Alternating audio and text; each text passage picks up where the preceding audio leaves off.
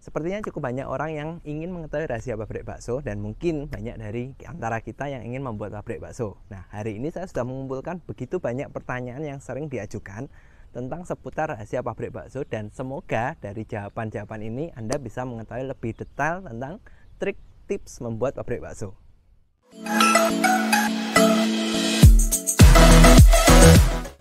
Oke, saya sudah mengumpulkan beberapa pertanyaan yang sering diajukan. Kita akan coba bahas satu persatu. Yang pertama, pertanyaan yang paling sering muncul adalah bagaimana cara pabrik bakso bisa mendapatkan daging segar dengan stok yang banyak dan harga yang murah? Apakah mereka biasanya punya kontrak atau langganan tertentu? Nah, ini langganan pasti ada. Semua pabrik pasti sudah punya supplier tertentu, sehingga ini bisa sedikit meringankan beban mereka dalam mencari daging kan. Masalahnya pabrik bakso banyak sekali yang tidak menggunakan daging segar.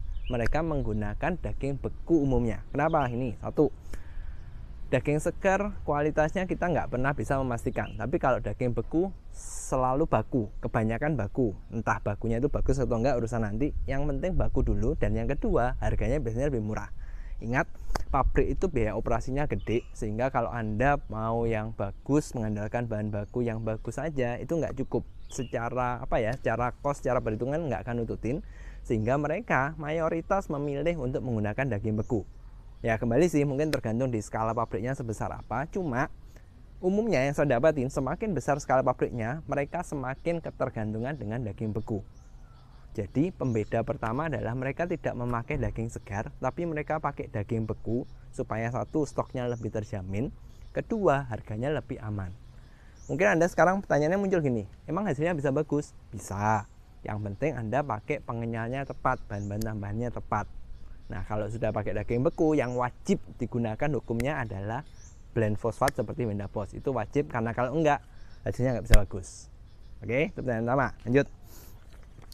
Pertanyaan kedua, apa saja jenis daging yang banyak dipakai pabrik-pabrik? Banyak sekali. Nah, tergantung di skala pabriknya, jenis pabriknya apa, banyak sekali. Yang pasti, hal yang pasti adalah mereka tidak pernah menggunakan daging jenis tertentu seperti pahanya sapi, punggungnya sapi. Enggak, mereka enggak pernah pakai itu. Pabrik, ini sih, tergantung skalanya. Semakin besar pabriknya, semakin skalanya besar, mereka biasanya memilih daging berdasarkan CL. CL itu apa? Jadi gini, ada grade daging itu kalau di industri itu dibagi menjadi CL berapa. Misalkan nih, ada CL 90. Artinya apa? CL 90 itu artinya 90% dari daging tersebut itu adalah daging.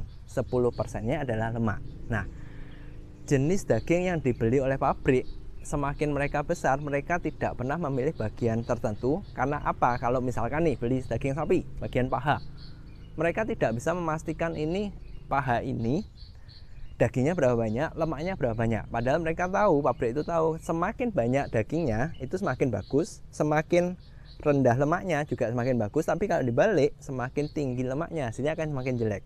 Karena ini nggak bisa stabil, karena tiap-tiap paha, setiap sapi kan beda-beda. Makanya mereka biasanya belinya berdasarkan CL, entah CL 90, CL 85, CL 50, ya tergantung ke masing-masing resep.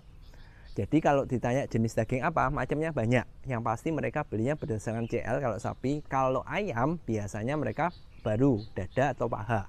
Kebanyakan sih dada, paha jarang karena satu, paha banyak lemaknya, dan kedua selisih harganya setahu saya nggak terlalu jauh kalau di industri ya itu.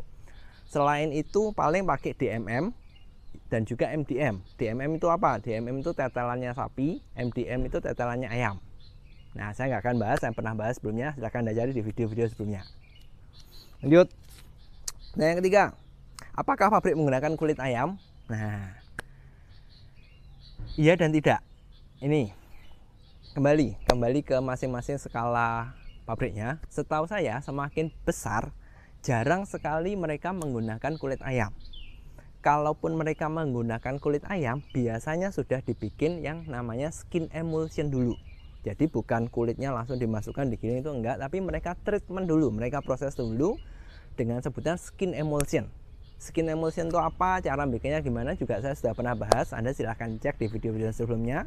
Kalau dari YouTube, ya saya cantumin deh, Anda cek link di atas ini tentang skin emulsion itu apa, mungkin bisa Anda tiru. Yang pasti kalau mereka Umumnya sih gini, pabrik bakso biasanya juga bikin sosis. Nah, kalau sudah produknya bakso dan sosis, biasanya kulitnya ayam dipakai. Tapi kalau bakso doang, setahu saya sih, ya kembali sih tergantung skalanya, cuma kayaknya enggak. Kecuali kalaupun mereka pakai, mereka bikin skin emulsion itu dulu. Oke, lanjut. Pertanyaan selanjutnya. Wah, ini menarik nih. Bagaimana pabrik-pabrik bakso bisa menghasilkan bakso yang murah dan tetap enak?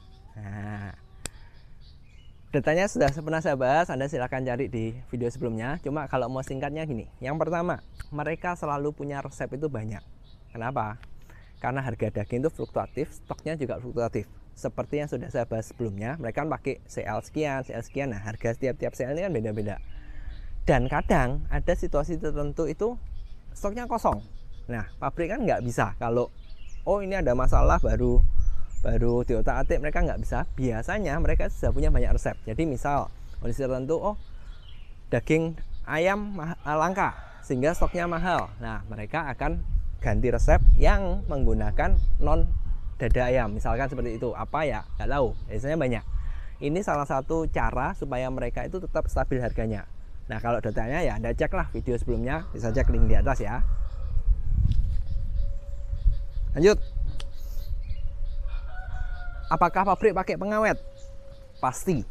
Nah, ya kembali sih sebenarnya ke skalanya gimana. Cuma setahu saya mau skala kecil mau skala besar mereka pasti pakai pengawet. Apalagi mereka yang jualnya tipe frozen. Pertanyaannya tentu jenis pengawetnya yang dipakai apa. Nah, saya juga sudah pernah bahas tentang pengawet. Anda bisa cari. Yang kalau mau yang gampangnya, pengawet yang biasa dipakai ada dua tipe, potasium sorbat dan sodium benzoat. Itu yang masih diizinkan oleh BPOM.